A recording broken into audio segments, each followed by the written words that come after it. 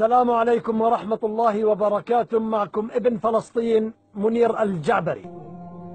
رسالتي من أرض فلسطين، رسالتي تحمل الأشواق إليكم، تحمل الحنين إليكم، إخواني الجزائريين وإخواني التونسيين. عندما رأيت هذه المناظر في تونس والجزائر أحسست بالفخر والاعتزاز بكم، ودائما رؤوسنا مرفوعة بكم.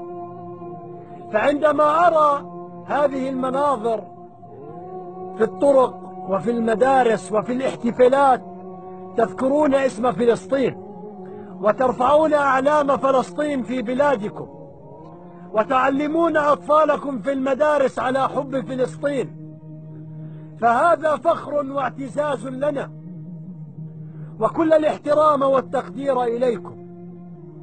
عندما رأيت شهامة ورجولة أبناء الجزائر وأبناء تونس أحسست بالفخر والاعتزاز بكم، فكم أشتاق أن أراكم في أرض فلسطين، ونصلي نحن وأنتم وكل المسلمين بإذن الله في أرض فلسطين.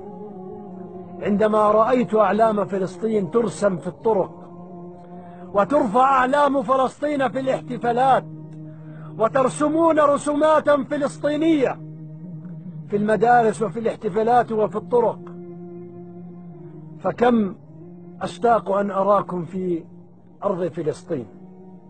أحببتكم من دون أن أراكم، فكلنا بإذن الله سنكون يدا واحدة، وسنكون بإذن الله صفا واحدا في فلسطين.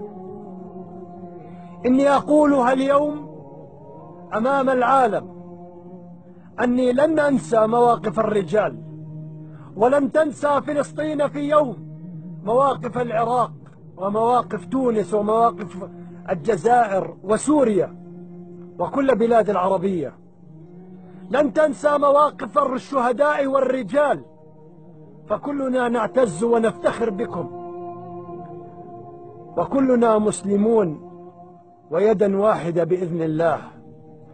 رسالتي أخاطب فيها الشرفاء أصحابين المواقف والرجولة.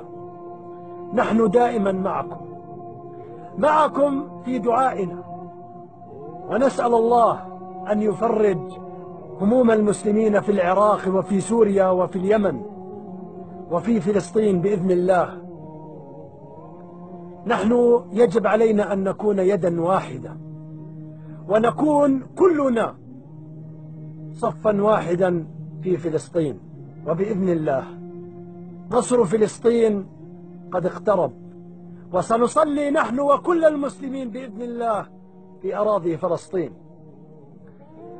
فكل الاحترام والتقدير إلى الجزائر وتونس وكل أصحابين المواقف وكل بلاد العربية والمسلمة الذي قدمت لأبناء فلسطين وقدمت من أجل نصرة أبناء فلسطين.